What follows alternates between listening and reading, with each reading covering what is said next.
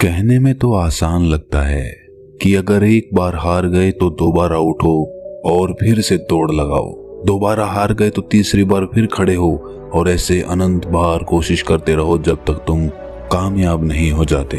कहने में तो ये बहुत आसान लगता है, लेकिन जब बार बार हार होती रहे तो आखिरकार एक इंसान कितनी कोशिश करे, कहीं ना कहीं उसका मनोबल तो टूटेगा ही।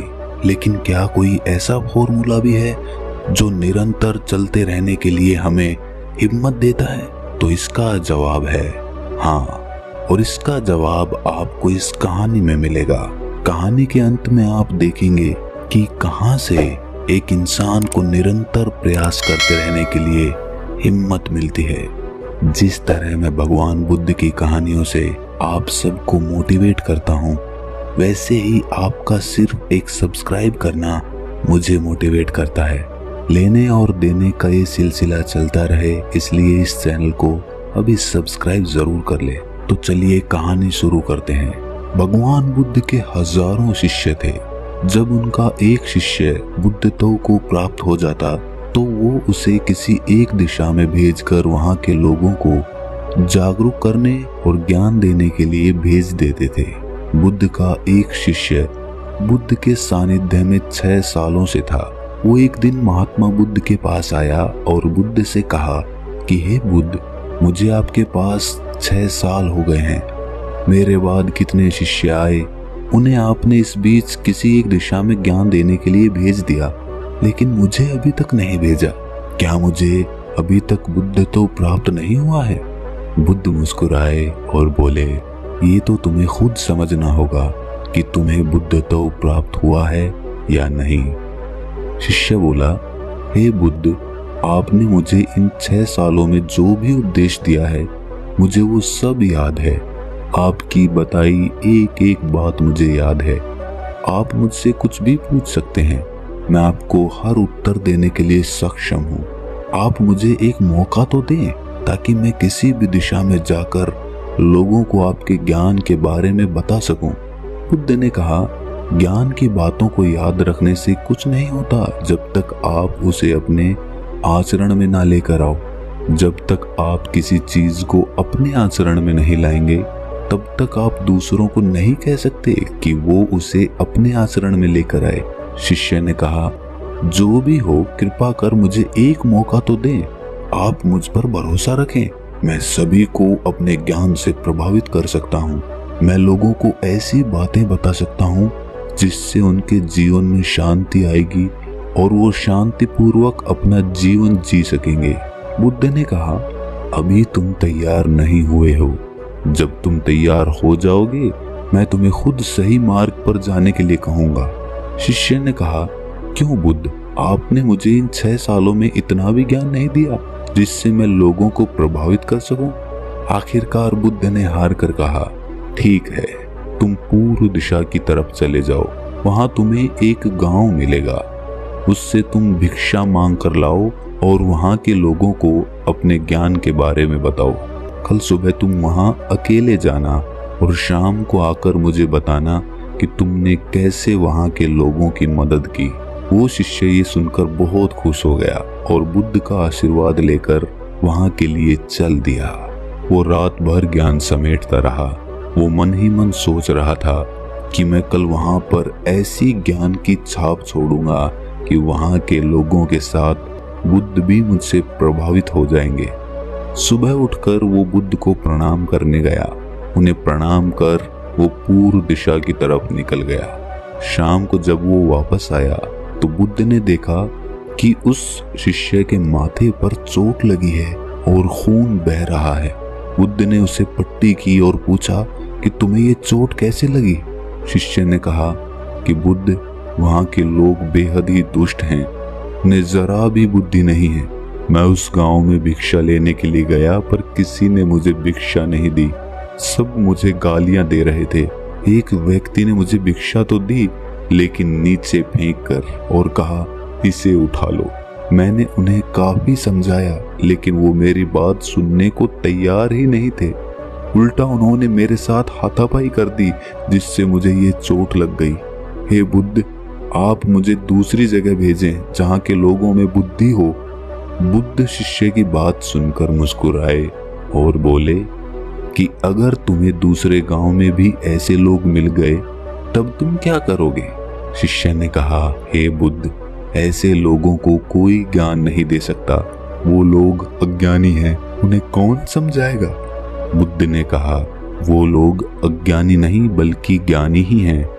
उनके पास बहुत बुद्धि है और उनके पास खुद का अपना ज्ञान है।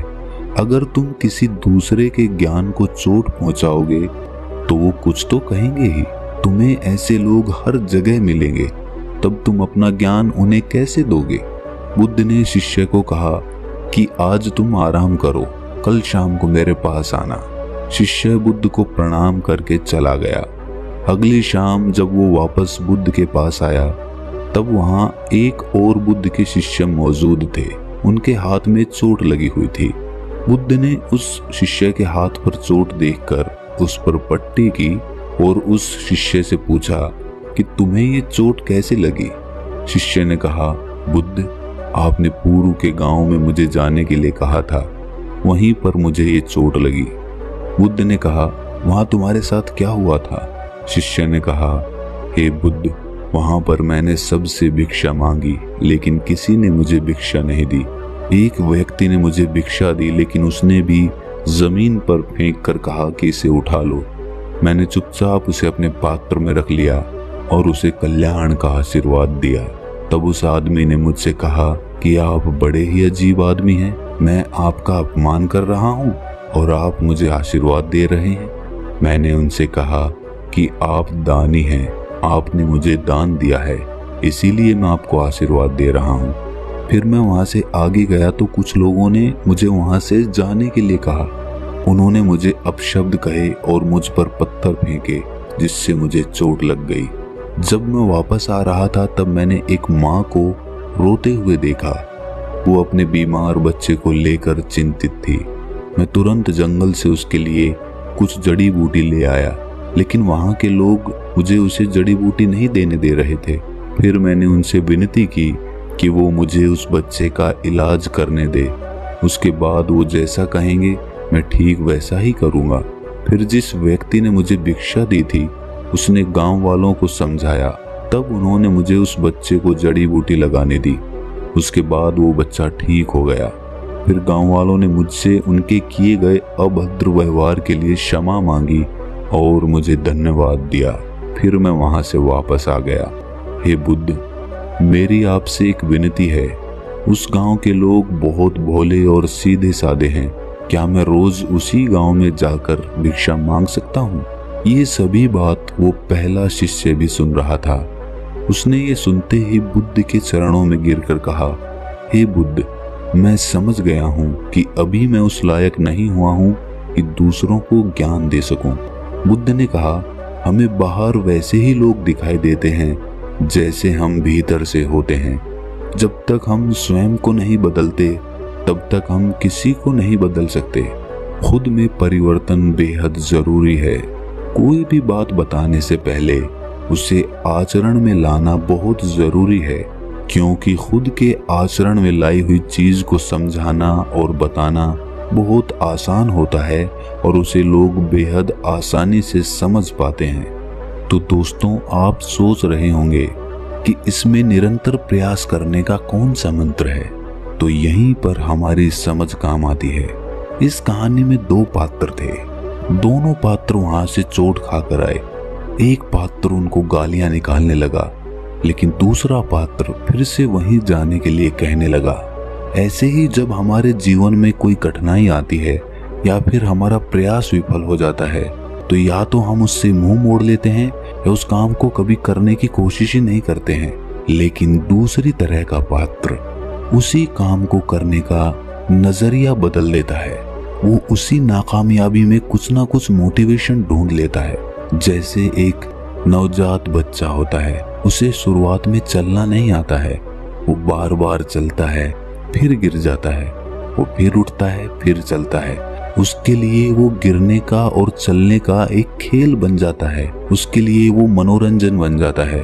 उसको वो कोशिश नहीं लगती, उसको वो खेल लगने लगता है, क्योंकि उसके पास कोई दूसरी चीज करने को होती ही नहीं है और हमारे पास करने को बहुत सारी चीजें होती हैं। इसीलिए हम जब एक चीज में असफल होते हैं तो हम दूसरी चीज की तरफ भागने लगते हैं। लेकिन अगर हम 100 जगह मिट्टी खोदने की बजाय एक ही जगह पर मिट्टी खोदते रहें तो एक दिन वो कुआं बन जाएगा और उसमें से पानी भी निकल आएगा।